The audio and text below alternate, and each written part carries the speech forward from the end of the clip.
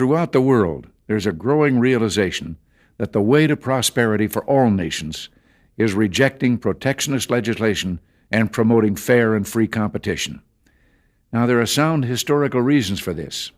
For those of us who lived through the Great Depression, the memory of the suffering it caused is deep and searing.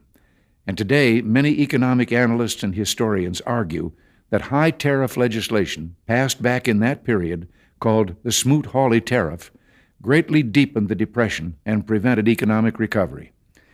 You see, at first, when someone says, let's impose tariffs on foreign imports, it looks like they're doing the patriotic thing by protecting American products and jobs. And sometimes for a short while it works, but only for a short time. What eventually occurs is, first, homegrown industries start relying on government protection in the form of high tariffs.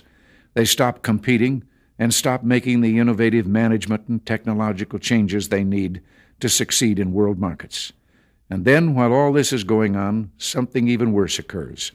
High tariffs inevitably lead to retaliation by foreign countries and the triggering of fierce trade wars.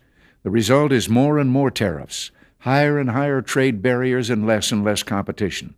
So soon, because of the prices made artificially high by tariffs that subsidize inefficiency and poor management, people stop buying. Then the worst happens.